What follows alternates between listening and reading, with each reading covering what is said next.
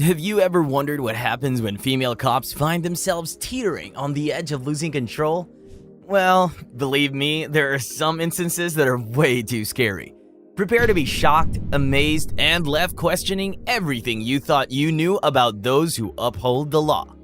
This is what happens when female cops lose control. Get ready for a wild ride like no other. Sergeant Janelle Jackson. Once upon a time in the quiet region of Northern California, a dramatic altercation unfolded before the watchful eyes of a captivated audience. It all began on a fateful Saturday when police officers initiated a routine traffic stop after an event called Oyster Fest. Little did they know that this encounter would escalate into a whirlwind of chaos and controversy. Samantha Alonso Luna, a spirited 20-year-old woman, found herself at the center of this captivating drama. The incident, caught on video and later shared on Facebook, captured the attention of countless viewers and eventually triggered a comprehensive review by university officials. What had transpired on that eventful evening?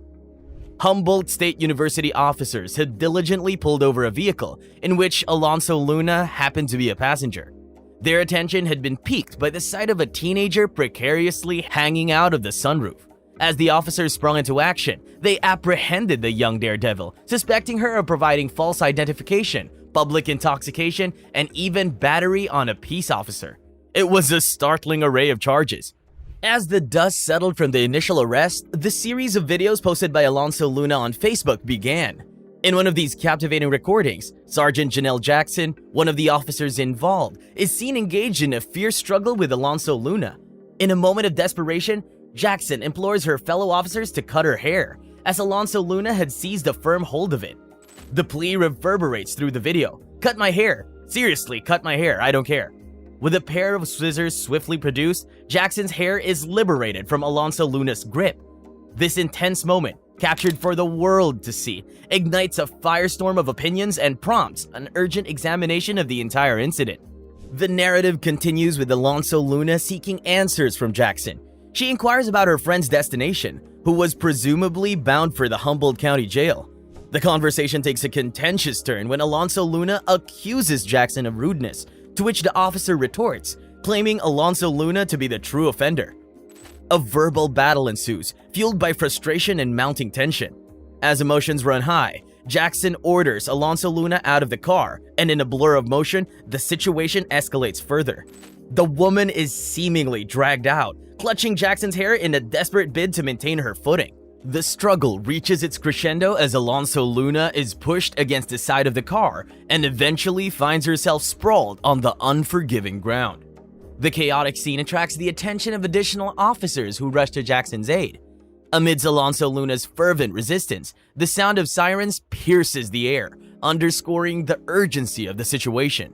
Jackson's voice cuts through the tumultuous clamor, commanding, "Let go of my hair." Yet Alonso Luna defiantly refuses to release her grip, unleashing a torrent of expletives.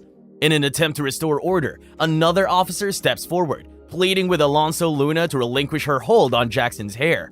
But her determination remains unyielding, entangling the officers in an inescapable web of chaos and turmoil. The intensity of the moment is palpable as the confrontation reaches its breaking point. The culmination arrives when Jackson's impassioned voice cries out, "Cut my hair. Seriously, cut my hair," amidst the blaring sirens echoing in the background. With swift and decisive action, an officer complies, severing the symbolic link that had bound the warring figures.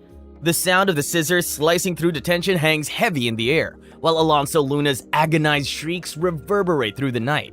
Following this dramatic episode, Alonso Luna found herself facing a multitude of charges, including resisting arrest, public intoxication, battery on a peace officer, and providing false identification to the police. These accusations compounded the gravity of the situation, leaving many questioning the events that unfolded on that fateful evening. Humboldt State University officials, having witnessed the gripping videos that circulated widely, expressed their awareness of the incident. However, they remained convinced that additional footage existed, awaiting its moment to illuminate the full context of the altercation. With the truth still shrouded in uncertainty, the tale of Samantha Alonso Luna and Sergeant Janelle Jackson continues to captivate the minds of those who yearn for answers. If you believe this incident was brutal, I invite you to stay tuned and watch our next story till the end. Can you even fathom the idea of someone assaulting a pregnant woman?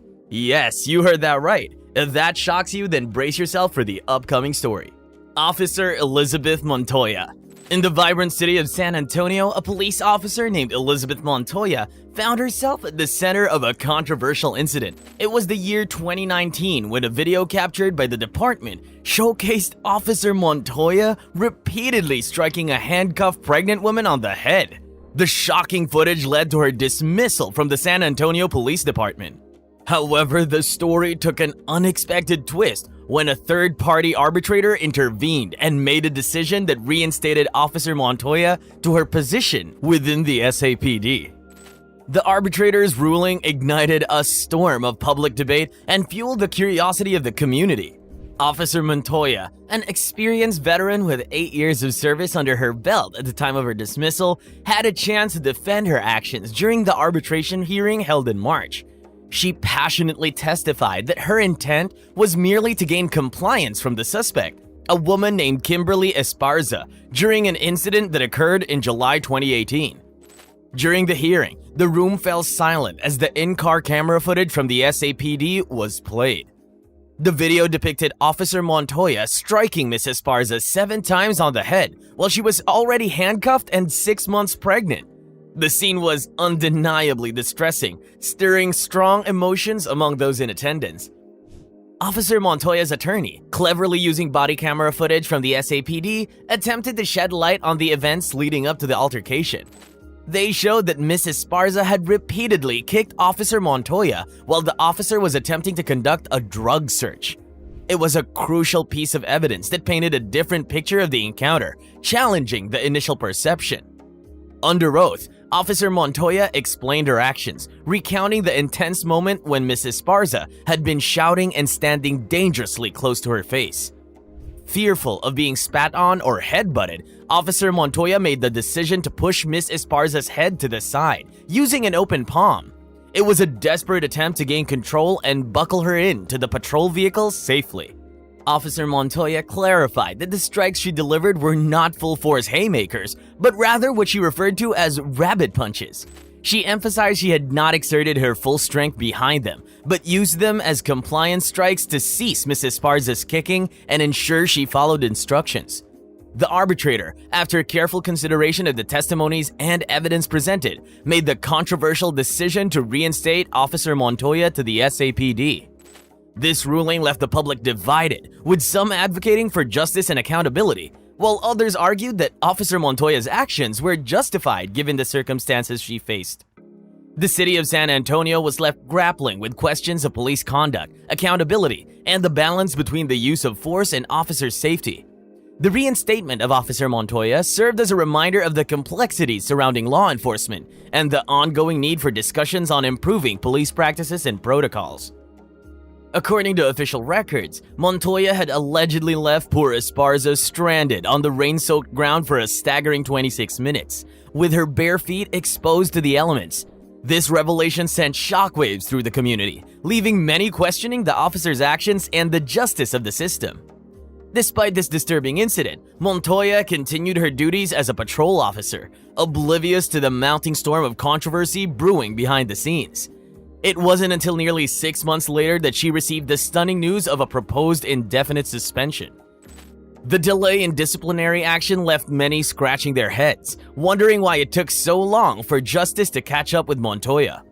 As the matter proceeded to arbitration, Montoya's attorney took center stage, passionately arguing that his client had been unfairly treated by the department. He pointed to a staggering number of 17 other officers from the San Antonio Police Department who had faced suspension for similar offenses but were not terminated. This striking disparity in treatment left no doubt in the minds of those present that there was something amiss within the very system meant to uphold justice. With each word spoken in the arbitration, the tension grew palpable and the stakes soared higher. Would Montoya's attorney successfully sway the decision-makers with this argument of disparate treatment, or would the weight of her actions prove too substantial to ignore, resulting in severe punishment for the officer? The outcome of this gripping saga would not only determine Montoya's fate, but also have far-reaching implications for the integrity and fairness of the entire police department. All eyes were on the arbitration room, eagerly awaiting the final verdict that would shape the future of justice in San Antonio.